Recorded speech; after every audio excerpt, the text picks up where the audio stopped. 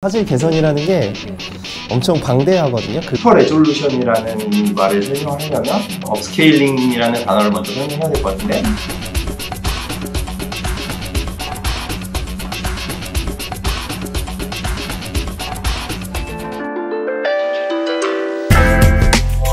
안녕하세요. 저는 이렇게 보고 말하면 되죠.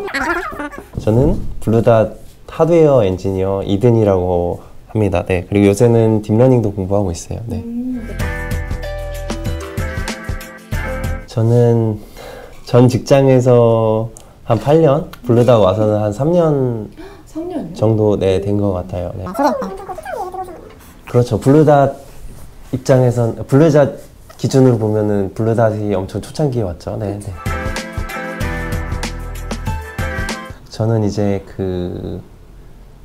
디스플레이 업체에서 일을 했는데, 이제 뭐 하는 일 자체는 이제 화질 개선 일이었어요. 여기서랑 마찬가지로. 근데 이제 화질 개선 알고리즘 기획하고 개발하고 RTL 설계도 하고 요런 일을 했었는데, 디스플레이라는 그 디바이스를 개발하다 보니까 디스플레이 디펜던트한 알고리즘들을 많이 했거든요. 그래서 그런 측면에서 보면 같은 화질 개선 알고리즘을 개발하고 뭐 RTL 설계를 하는 건데 조금은 다를 수 있는 그런 일들을 했었어요. 네. 네. 뭐 누군가는 질릴 수도 있겠죠. 근데 저는 질릴 수 없다고 생각하는 게, 화질 개선이라는 게 엄청 방대하거든요. 그 분야가. 그래서 화질이라는 개념도 아직까지도, 그러니까 정해진 좋은 화질이라는 건 없는 것 같아요. 그러니까 뭐 대다수가 동의하는 좋은 화질이 있지만, 그래도 이제 화질을 측정하거나 뭐 이렇게 화질의 점수를 매기는 지표도 계속 바뀌고 있고, 그러다 보니까 뭐 질린다고 표현할 수 없는 그런 거. 네, 늘 새로운.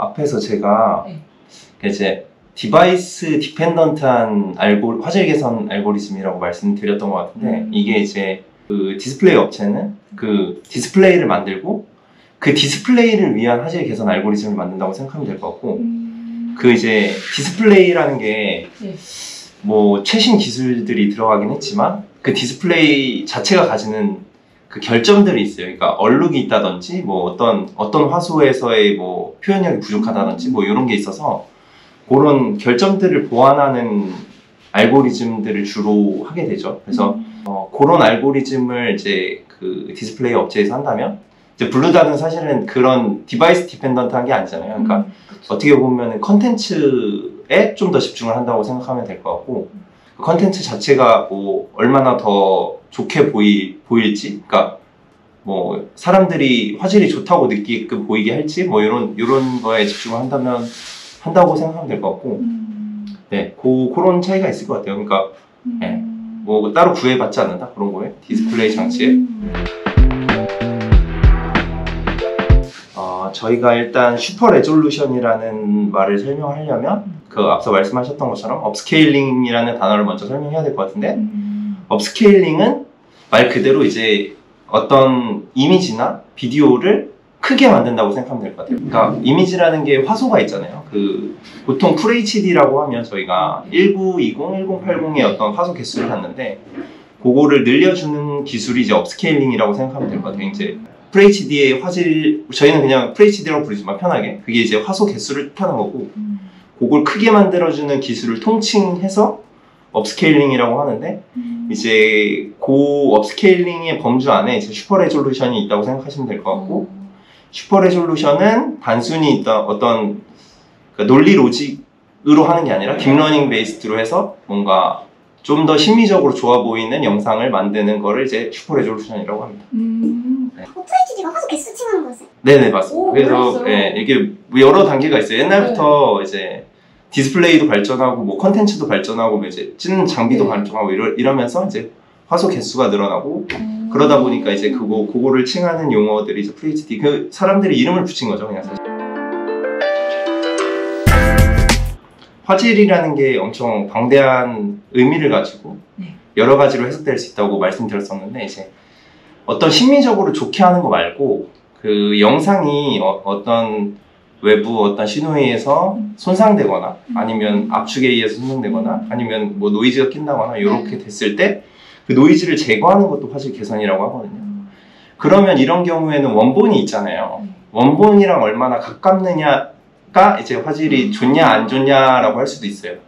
단순히 주관적으로 이게 좋아 보인다 말고 원본하고 얼마나 가깝냐가 화질이 되기도 하는데 수치적으로 얘기하면 그 화소 값이 얼마나 다르냐가 이제 그게 얼마나 가깝냐를 의미하는 거잖아요. 그래서 그 값을 줄이는 게 뭐 좋은 방법이긴 한데 그게 이제 실제로 봤을 때 그 값을 줄이는 것보다 더 화질이 좋아 보이게 할 수 있는 방법이 있을 수도 있잖아요.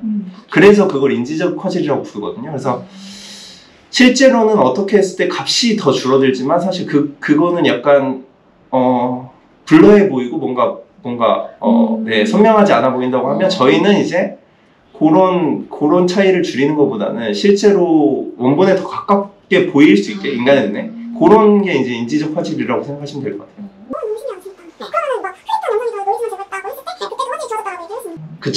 그렇죠.